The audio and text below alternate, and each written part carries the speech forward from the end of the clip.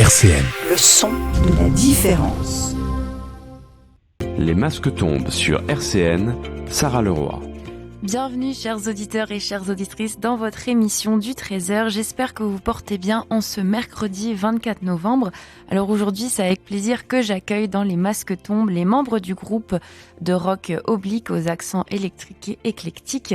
Alors aujourd'hui, j'ai à mes côtés la chanteuse Sandrine Dervilliers, que l'on retrouve au clavier également, Loïc Maillard à la batterie, Geoffrey Grenier à la guitare, Guillaume Boulanger à la basse, et vous faites également tous les trois les chœurs. Donc vous êtes nombreux en studio aujourd'hui, ça fait plaisir. Comment allez-vous ? Ça va, merci. Ça va super, et toi ? Déjà bonjour. Merci de nous accueillir. On va très bien, merci. Merci à vous en tout cas d'être là aujourd'hui. Alors juste avant de parler un peu plus en détail de votre groupe de rock, aujourd'hui c'est mercredi et le mercredi c'est la sortie des films. Alors j'ai eu l'opportunité d'interviewer Vincent Dubois et Jean-Christian Fraissinet, que vous connaissez sûrement sous le nom des Baudins, avec leur nouveau film en salle depuis le 17 novembre, Les Baudins en Thaïlande.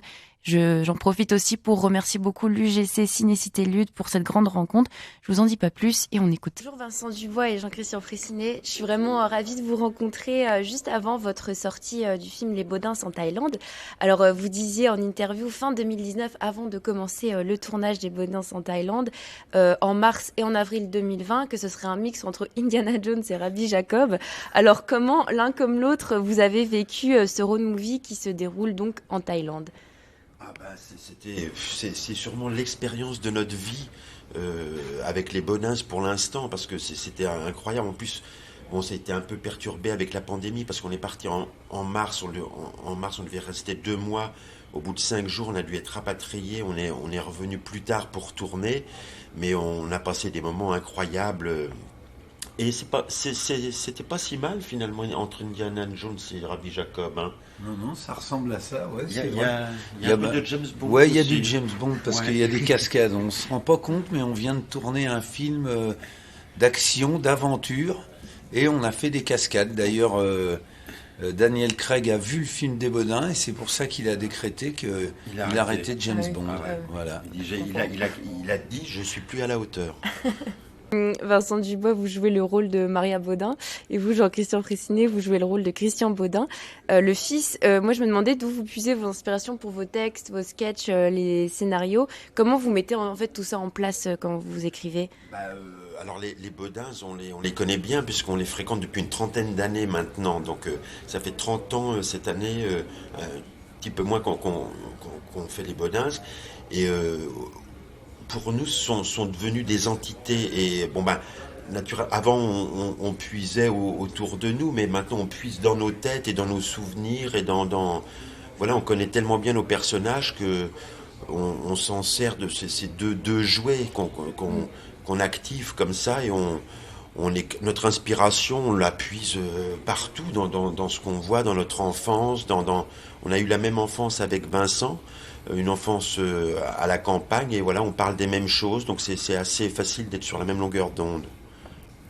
Vous voulez rajouter quelque chose ? C'est bien ce qu'il a dit là. C'est tout ce que je veux rajouter. Alors, avant d'effectuer le tournage des Baudins en Thaïlande, vous avez dû faire un break dans votre tournée des Zéniths, puisque vous étiez avec votre spectacle Grandeur Nature. Et je me demandais aussi, c'est quoi la différence pour vous entre faire vos sketchs sur scène et faire vos sketchs dans le milieu du cinéma ? Le métier est vraiment différent, autant dans le jeu que dans l'écriture. Alors l'écriture d'un scénario... la matière de nos métiers, c'est l'écriture. Donc on passe beaucoup de temps à écrire, à décortiquer l'histoire qu'on raconte. Et puis après, quand on a une histoire bien construite, on commence les dialogues. Mais c'est vrai que le cinéma, on a été aidé beaucoup dans la construction de l'histoire du film par Frédéric Forestier, parce que ça doit être moins bavard un film. Il faut laisser place à l'image. Donc Frédéric nous a guidés pour ça.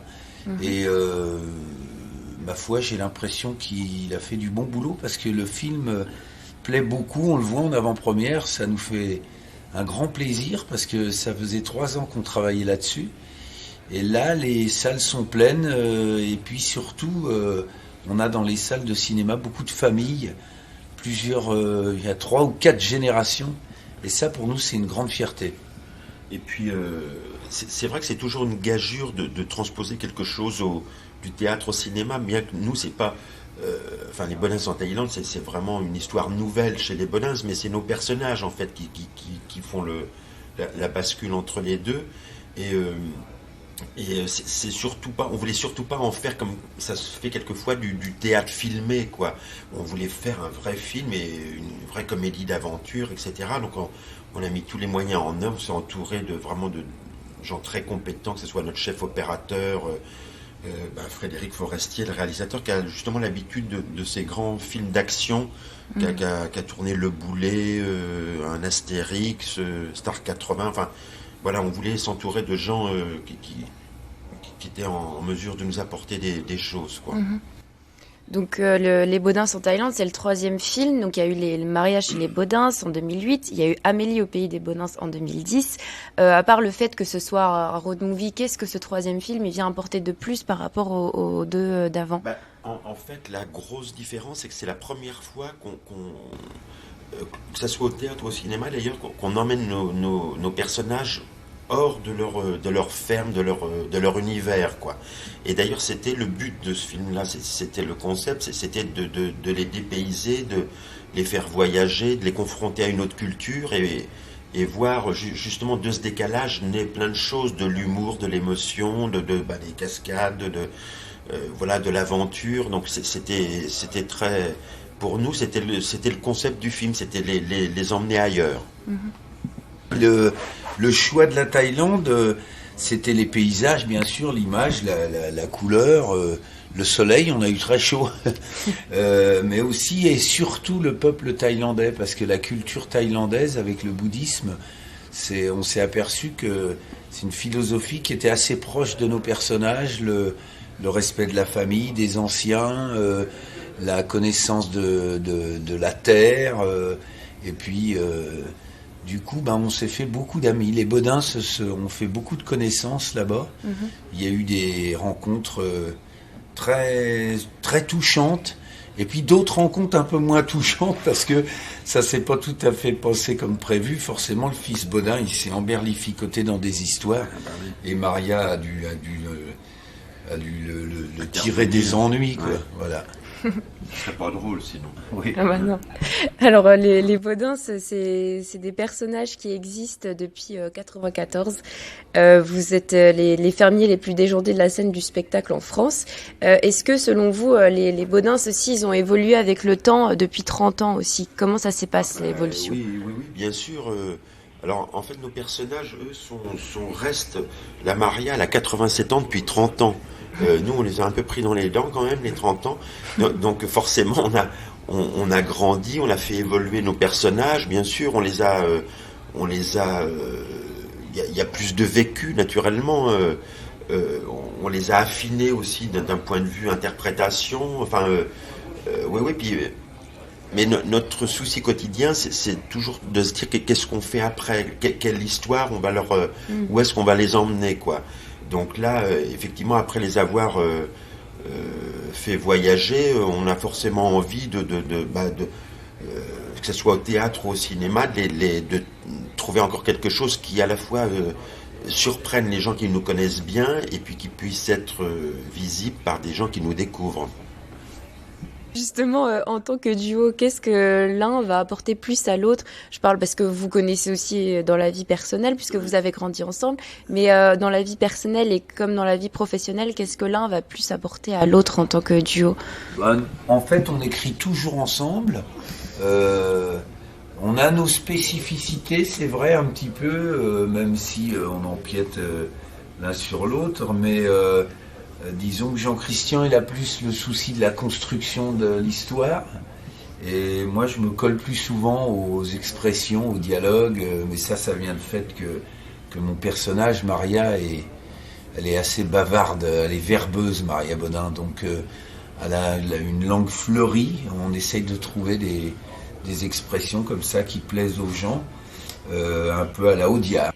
Et qu'est-ce que ça vous a apporté aussi personnellement dans votre métier aussi de comédien, de jouer dans ce nouvel opus des Baudins en Thaïlande?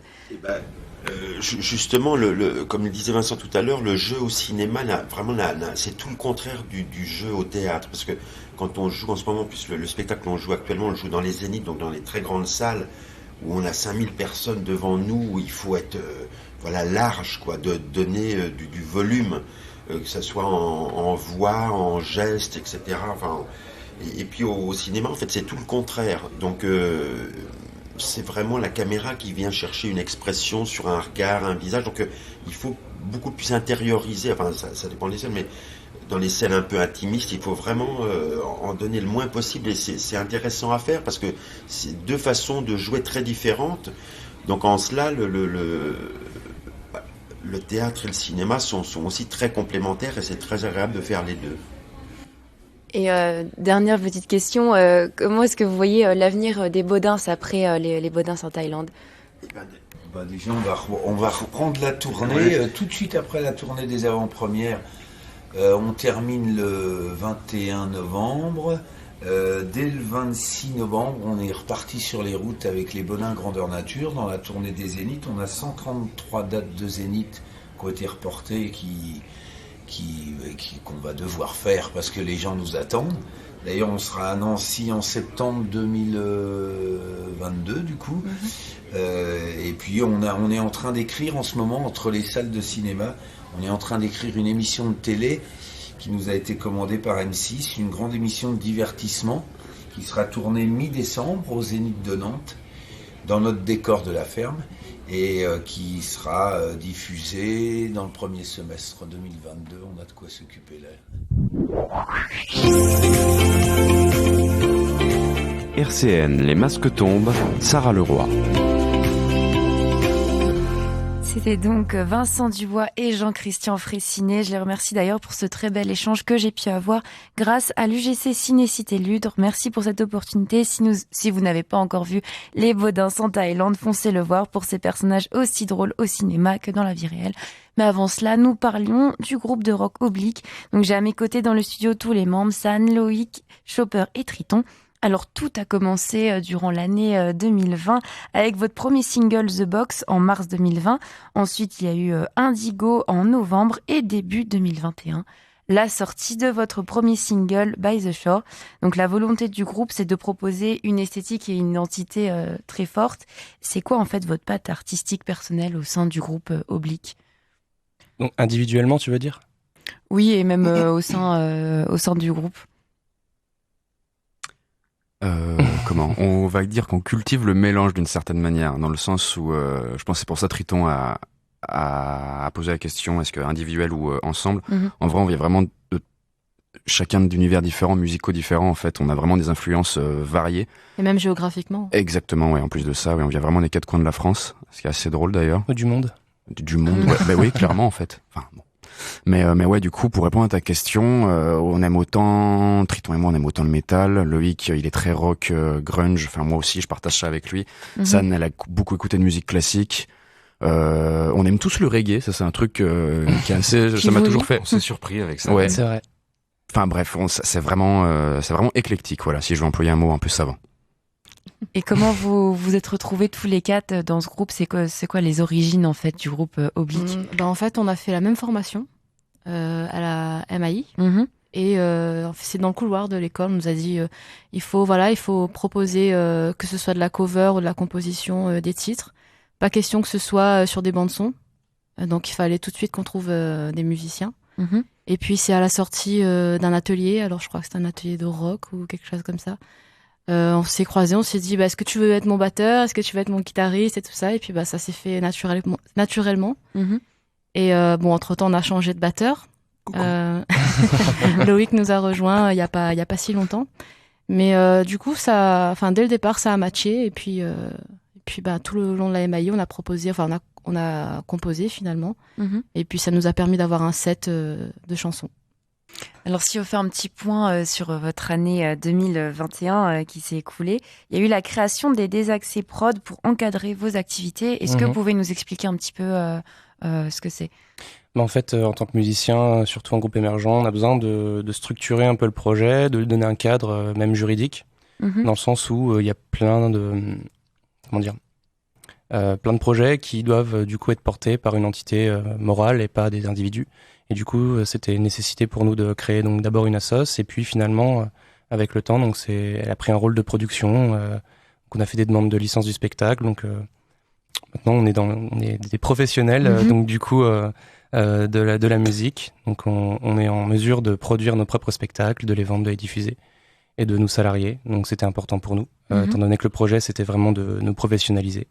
Donc voilà, ça nous permet de faire plein de choses en fait. Et un clin d'œil d'ailleurs à Eve Martinetto qui était notre prof de législation à la MAI et qui nous file un bon coup de main. Si dès qu'on a une question, elle sait y répondre. Elle nous guide beaucoup sur ce qu'on a à faire au final.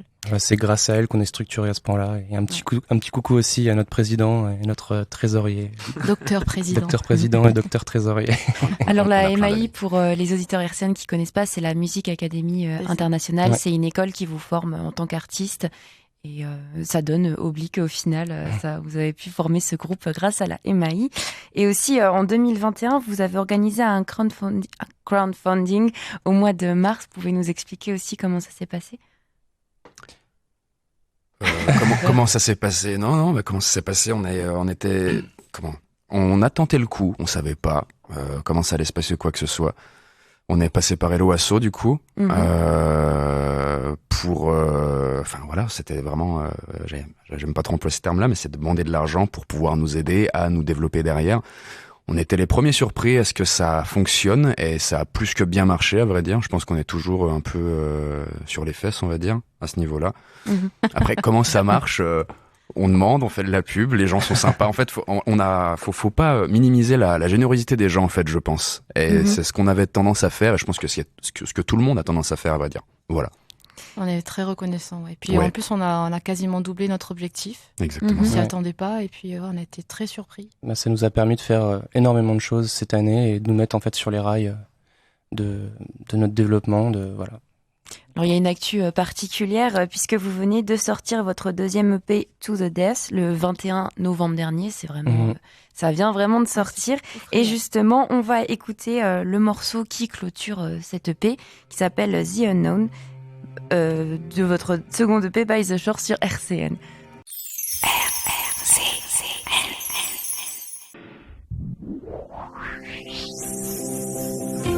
Les masques tombent sur RCN, Sarah Leroy. C'est toujours un plaisir d'accueillir au sein des Masques Tombes les membres du groupe Oblique. Donc je suis à côté de San, Loïc, Chopper et Triton. Donc on vient d'écouter un extrait de votre deuxième EP, le titre The Unknown, qui est disponible sur toutes les plateformes de streaming depuis le 21 novembre. Qu'est-ce qu'il a de particulier cet EP ? Déjà on l'a pensé comme un double EP. En fait, en 2020, on aurait dû sortir du coup ces deux EP sous forme d'un album. Et puis il y a eu la crise sanitaire, donc on a été coupé un peu dans notre élan. On a décidé de le séparer en deux. Et donc en fait, sont un peu des frères jumeaux. Donc on a celui-ci qui va être un peu l'EP blanc, on va dire, de To The Depths, donc By The Shore, l'EP blanc, le premier, et To The Depths, l'EP noir. Donc ils sont jumeaux. Et c'est un peu qui sont du coup le visuel est issu d'une peinture donc qui a été peinte par San. Donc c'est des EP qui ont été pensés pour être ensemble. Et donc voilà, j'ai oublié ta question finalement. Qu'est-ce qu'ils ont de particulier? Tu as bien répondu aussi. Qu'est-ce qu'ils ont de particulier? Du coup, ils représentent 3 années de boulot finalement. Depuis du coup la première semaine où on s'est rencontrés avec Oblique, donc avec Matt, puis donc du coup après avec Loïc. Donc c'est 3 années de boulot, 3 années de recherche de son, d'univers, qui se précise aujourd'hui, donc du coup avec l'arrivée de Loïc finalement, avec le retour d'expérience qu'on a eu de 3 années de compo, de savoir où on a envie d'aller, on a exploré beaucoup de choses, et finalement voilà, By The Shore To The Depths, c'est un voyage dans notre univers, mais aussi dans notre recherche du son oblique en fait, on va dire. Alors ce deuxième EP, ça marque l'étendue des influences du groupe et je me demandais justement quelles sont vos influences artistiques. Là, je m'adresse un peu personnel. Alors moi, le Geoff, il l'a dit tout à l'heure, il y a pas mal de classiques puisque mes parents, surtout mon père, il écoutait du classique quand j'étais petite. Et puis j'ai fait du piano classique au tout début. Mais voilà, j'aime bien la soul, j'aime bien la pop. Finalement, je pense que j'ai pas forcément... Enfin, ça m'arrive de m'arrêter sur certains artistes, mais j'ai pas forcément un artiste en particulier. Quand j'étais petite, j'ai écouté du Britney Spears, donc indirectement, peut-être que ça m'a guidée aussi. Mais il y a eu du Coldplay, il y a eu du Alicia Keys, et puis il y a eu des artistes un peu moins connus aussi. Mais c'est vrai qu'au final, je suis assez ouverte musicalement. Donc je pense que ça joue aussi. Et puis quand on s'est rencontrés tous les quatre, moi j'ai eu l'impression d'apprendre beaucoup. Parce que au niveau culture musicale, je me suis rendu compte que j'étais un petit peu à la ramasse. Et puis en face de moi, il y a Geoff par exemple, lui, c'est tout le contraire. Il a une très bonne culture musicale, surtout dans le rock old school, je vais dire. Mais pas que. Donc voilà. Enfin, je vous laisse la parole. Geoffrey, justement, c'est quoi tes influences artistiques? Oh là là, si, j'espère qu'on a encore une demi-heure de radio, sinon on va pas s'en sortir. Non, je vais essayer de faire court. Non, je sais pas. Culture très rock, ouais, effectivement. Après, après, je pense qu'on va pouvoir tous le dire, étant donné qu'on a une formation de musicien, on a dû forcément s'intéresser à pas mal de styles, que ce soit du jazz, la fusion. Moi, je sais que j'aime beaucoup ça. Très technique, très inaudible pour certains d'ailleurs, mais bon, ça c'est une autre question. Après voilà, si je devais revenir à mes premiers amours, ce serait peut-être Radiohead, Rage Against the Machine ou Led Zeppelin, Nirvana. Je peux en citer plein, mais il y en a plein. Gojira maintenant grâce à Triton. Il y en a un paquet. Je vais laisser la parole aux autres, sinon j'en ai pas une demi-heure. Et Triton justement. Gojira, c'est un peu le groupe du moment pour moi. En fait, j'écoute assez peu de musique et souvent je focalise sur un groupe. Donc voilà, moi je suis plutôt métal dans l'idée. Gojira, beaucoup les groupes clones, groupes français. Et le groupe de ma vie, on va dire, ça va être System of a Down, voilà, qui m'a beaucoup influencé depuis que je suis ado. Après, est-ce que vraiment, comme disait Geoff, on est musicien, maintenant c'est notre métier. On a appris à s'adapter à beaucoup de choses. Souvent, on va composer pour servir l'arrangement, pour servir la voix de San. Et on va pas forcément vouloir mettre des plans qu'on a grappiller par-ci par-là ou s'inspirer, on va vraiment servir le morceau. Donc après c'est inconscient, je pense, les influences. Voilà. Et puis maintenant Loïc qui nous rejoint. Et moi j'étais beaucoup dans le grunge aussi avant de venir à la MAI. Et finalement, comme a dit Geoff, on s'est tous ouverts un petit peu à plusieurs styles. Et finalement c'est peut-être ça aussi qui fait qu'on arrive à se comprendre, c'est que on a chacun des origines musicales différentes, mais comme on a un petit peu tout survolé, on arrive à se comprendre et on arrive à communiquer et à créer des choses à partir de tout ça. Chacun apporte quelque chose. C'est ça. Mais il n'y a rien d'inconnu pour personne. C'est ça qui fait que c'est plus simple aujourd'hui, quoi. Puis si on ne connaît pas, on écoute. Voilà. Exactement. Alors, je vais parler maintenant d'un petit moment de gloire pour vous, puisque vous aviez remporté le prix de la musique en 2019, organisé par le Rotary Club de Nancy. Comment vous avez vécu ça?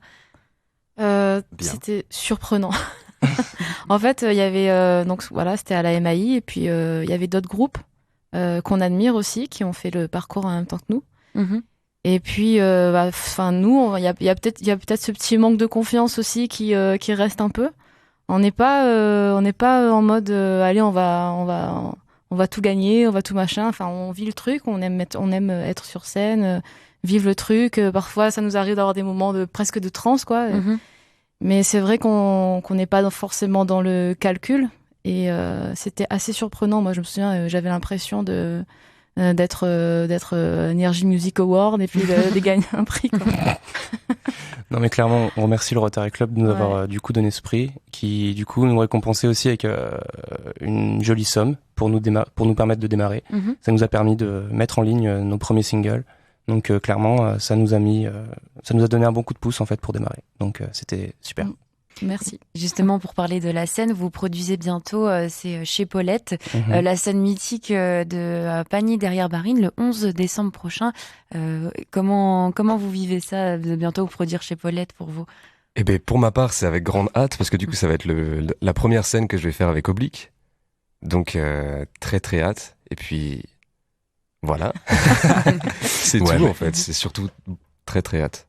Après, voilà, si on veut, je pense, je vais pouvoir parler au nom du groupe du coup, mais on est d'une part honoré dans le sens où la scène est mythique. Encore une fois, c'est vraiment légendaire chez Paulette.